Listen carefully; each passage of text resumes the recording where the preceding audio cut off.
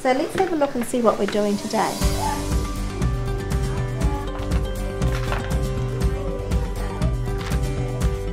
New Zealand has set its children free from national standards, the equivalent of SATs tests.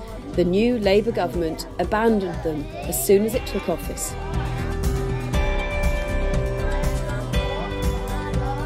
It was amazing across the profession and the schools when the government announced that these things were out, and it's at very, very high levels of positive effect across it. Paul Galter has come to England to tell teachers here how things can change, and fast. New Zealand is now engaged in a national education conversation. The government is working with teaching unions, parents, grandparents and students on how to shape education over the next 30 years. There are still issues and teacher protests over staff shortages, a lack of funding and workload, but standardised assessment in primary schools is no longer in fashion. So how did the unions pull it off? Right from day one we fought this. We took it out to the population, and for the whole period of the Conservative government it was a contentious issue. The Labour Party quickly sided with NZEI in our position, and so that wasn't hard. They opposed it because it was so contrary to the way they wanted schools to be run. So we just kept up that relentless lobby, and most importantly the schools themselves consistently rejected this method of assessment. It never locked down. Therefore, on any incoming government, if you can create that political spaces, they can, as the Labour-led government has in New Zealand, quickly get rid of them. So Sarah lives in the country and who lives in the city?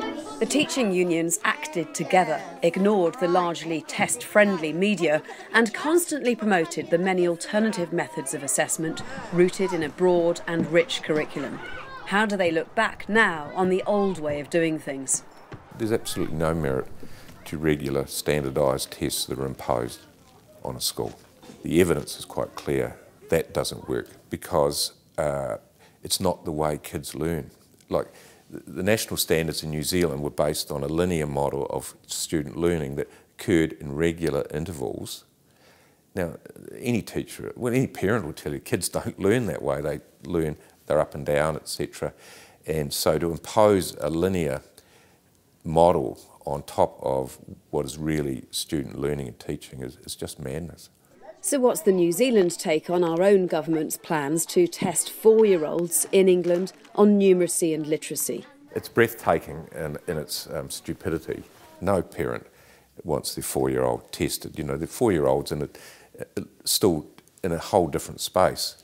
And we find it in New Zealand, and I could speak for my Australian colleagues as well, absolutely appalling that anyone could even suggest that that would provide and be of any utility at all, let alone the impact on the students, the 4-year-olds. It must be, and it is, a madness.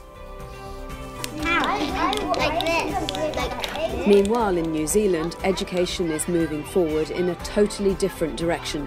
The government is continuing its mass conversation on education, giving communities a voice on how schools evolve in the years to come.